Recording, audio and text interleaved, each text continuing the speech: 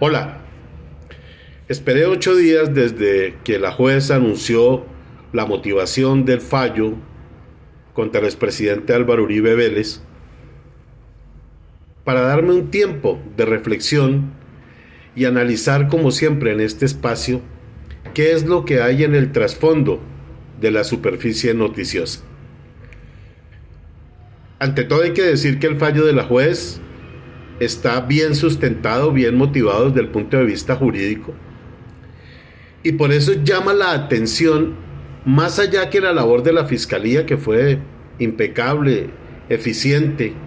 Ya lo había hecho la Honorable Corte Suprema de Justicia hasta cuando el señor Uribe decidió renunciar al fuero de senador para pasarle el proceso a su amigo y compinche el fiscal de entonces, el señor Barbosa, y con sus compinches a su vez, don Ramón y compañía, tratar de lograr la impunidad que finalmente, afortunadamente para Colombia, no consiguió. Pero el epicentro de este editorial de hoy es lo curioso y lo doloroso que prestigiosos penalistas, como los que están vinculados no solo a la defensa directa de Uribe, sino al entorno del expresidente Uribe, la mayoría de ellos profesores de derecho de las universidades más importantes de Colombia, y creo que algunos en el exterior, hayan recurrido a la más burda leguleyada para defender al expresidente. Porque es que lo que tenemos que entender los colombianos es que el expresidente Uribe evidentemente le dio la orden al abogado Cadena, el que se autoproclama abogánster, de proceder en la manipulación de un testigo por medio de sobornos. No hay ninguna mentira. Eso está probado. Sobre eso hay evidencia. Sobre eso hay verdad jurídica. Entonces, ¿en qué se basó la defensa de Uribe? Es la pregunta que se hacen los expertos en derecho. Y es ahí donde a mí me preocupa mucho los padres de familia, de estudiantes de derecho, que pagan 8, 10, 12, 15 millones de pesos en el externado, en los Andes, en la Javeriana, en las principales universidades donde estos penalistas defensores de Uribe son profesores, a recurrir a desvirtuar la prueba, porque ante la imposibilidad de desvirtuar la verdad, se fueron por la leguleyada colombiana de ver si lo podían desvirtuar por el lado procedimental, por el lado procesal. Entonces miremos eso, miremoslo. El primer punto que dicen es que se está rompiendo el privilegio cliente-abogado. Miren ustedes lo curioso.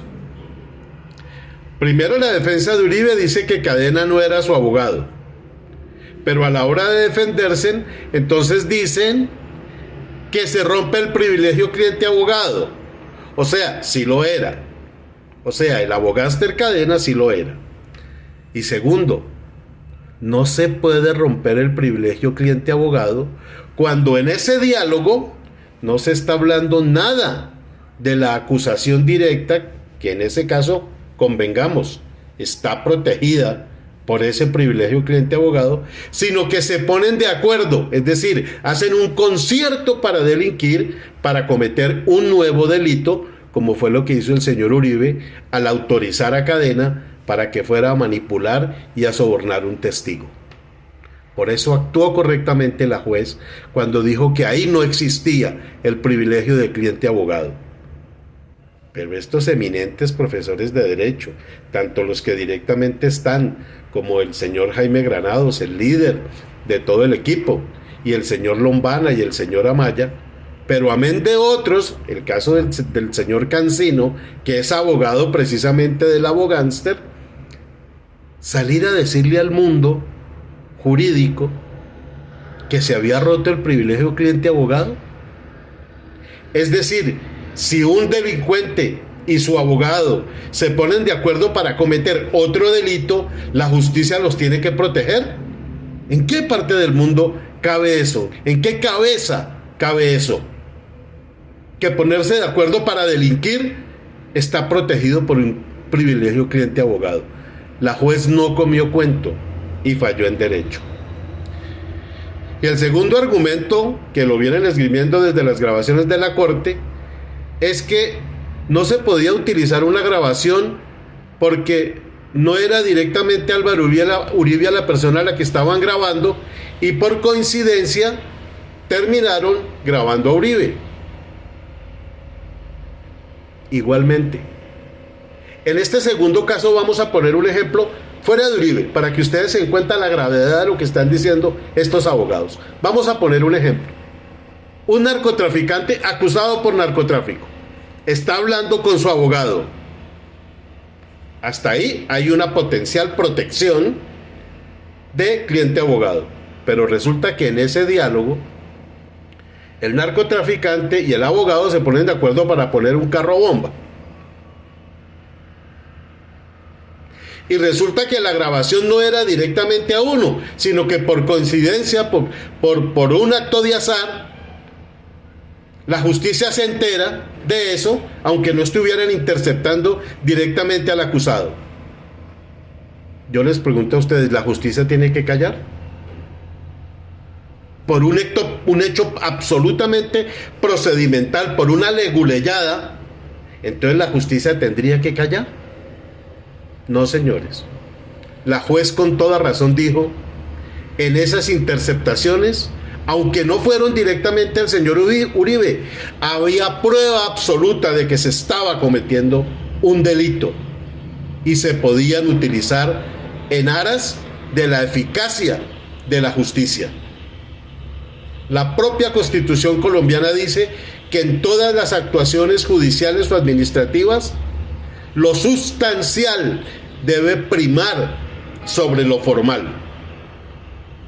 Entonces, los dos argumentos de la defensa de Uribe estaban concentrados no en demostrar algo que no podían, porque las grabaciones eran clarísimas sobre los delitos cometidos por el señor expresidente Álvaro Uribe Vélez. Entonces se concentraron en la leguleyada colombiana de tratar de desvirtuar a través de argumentos inútiles, lo que hace un leguleyo, utilizar argumentos inútiles para tratar de desbaratar el proceso por partes muy delgaditas. Eso ha ocurrido, en Colombia ha ocurrido muchas veces, claro que sí, hay muchos más leguleyos que letrados importantes. Lo que sorprende en este caso es que los leguleyos, los que recurren a la leguleyada, son eminentes abogados. No solamente los de Uribe, repito, sino todos los que lo han estado defendiendo en los medios y en las redes sociales.